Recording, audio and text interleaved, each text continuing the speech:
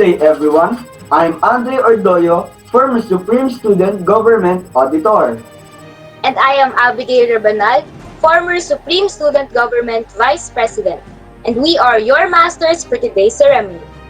And without further ado, let us welcome the candidates for the Elementary Level Gov Under Peak and P-League Party List for our first ever Supreme Student Government Online Debate. So, for the first question, why do you think you should win as your class level governor? Again, bakit sa tingin mo ikaw yung dapat na manalo bilang level governor ng klase nyo? So you have 1 minute to answer. Mr. Laz, your timer starts now. I will try my best to be responsible to the position.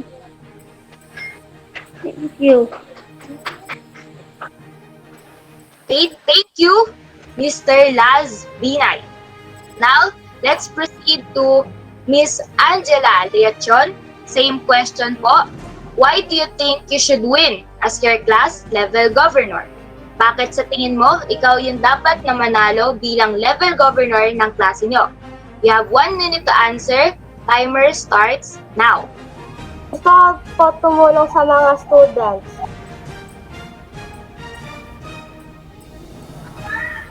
Okay, thank you, Miss Angela.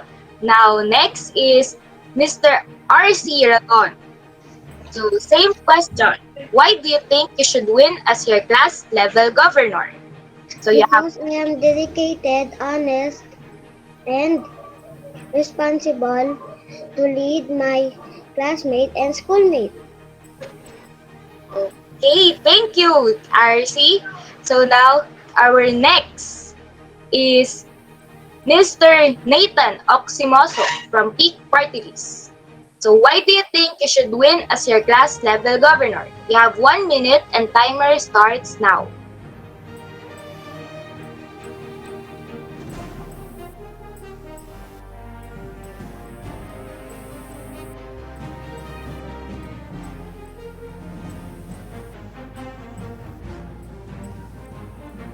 Mr. Nathan Oximoso, it's your turn. Why do you think you should win as your class level governor? Alright. So, balikan na natin si Nathan mamaya. Let's proceed muna kay Jed. So, same question. Why do you think you should win as your class level governor? You have 1 minute to answer. Timer starts now. Thank you for your question, Ate Abby. I should win for grade 4 student governor because I am responsible for my students and I am always here willing to help them. That's all. Thank you. Thank you, Jed. So let's proceed first to Geraldine Cañete. Same question. Why do you think you should win as your class level governor? You have 1 minute to answer and timer starts now. Before your question, because I have the responsibilities as a governor, and I believe that I will take care of my students in my upcoming grade. And as a governor, I will do my job and will obey the ones who I should obey with. Thank you, Miss Geraldine. So now let's go back to Mr. Nathan Oximoso. Why do you think you should win as your class level governor? You have 1 minute to answer and timer starts now. If I will win, I will do my responsibility as a level gov, so our year will be happy.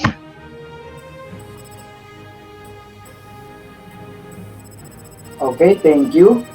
For second question, what can you promise when you win as your class level governor? Again, ano ang mapapangako mo kapag nanalo ka bilang isang class level governor?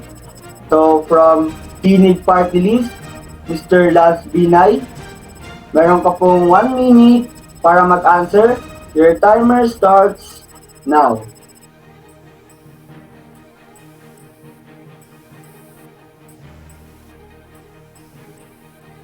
So, Kuya Laz, My best to ayos ang klase namin para sa klase ko.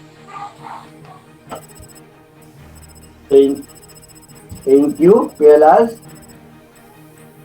Next is from Big Party List, Miss Angela Liachon. I Again, promise to help my fellow Notre Dameans all the time. okay, thank you. And from Big Party List, um, to RC Raton, question is, what can you promise when you win as your class level governor? Again, ano ang mapapangako mo kapag nanalo ka bilang isang class level governor?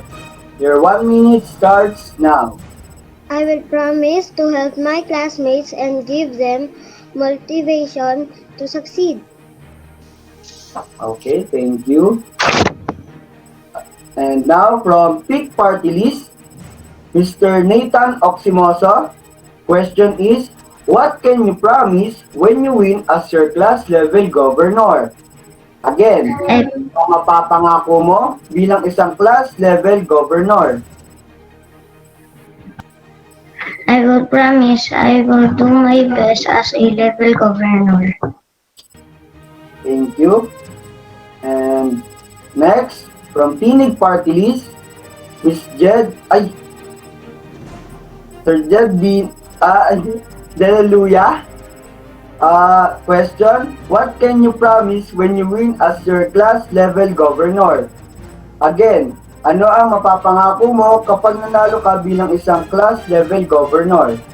You have 1 minute to answer. Your timer starts now. Thank you for your question, Kuya Andre. I can't promise what will I do for grade 4, but I will try to help them finish their activities, please, so they can submit it early and have a high grades. That's all. Thank you. Okay, thank you, Miss Jed. And next, from Tinig again, Geraldine Cañete. You have 1 minute to answer. The question is, what can you promise when you win as your class level governor? Again, ano ang mapapangako mo kapag nanalo ka bilang isang class level governor? Your timer starts now. I will promise that I will be a respectful, diligent, and a wise leader, for I will motivate them and always be with them. Okay, Thank you, candidates. And now, for the last question. So, what can you say to your classmate for them to vote for you? Again, anong masasabi mo sa mga classmate mo para iboto ka nila? Let's start with Mr. Laz Bingay of Tinig Party List. You have 1 minute. Timer starts now. Vote for me and I will do everything for our class. Alright. Thank you, Mr. Laz. And now, next is Miss Angela Leachon of Peak Party List. So, anong masasabi mo sa mga kaklase mo para iboto ka nila? You have 1 minute and timer starts now. I'll do my best for all of you, so please vote me.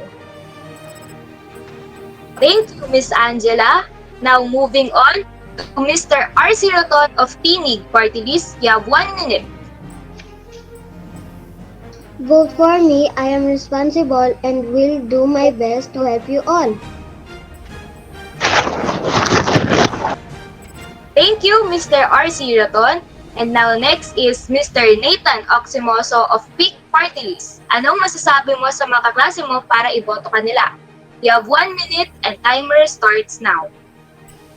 Vote me so our year is happy and to be exciting. Thank you, Mr. Nathan Oximoso.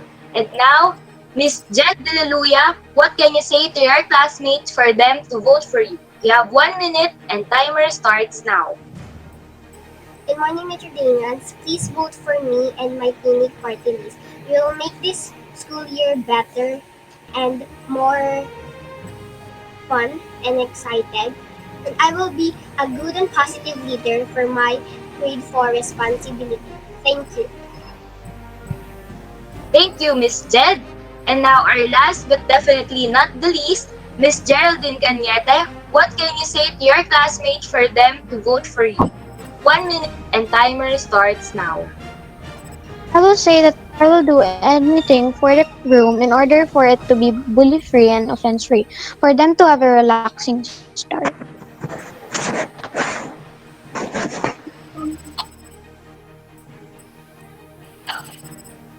Okay?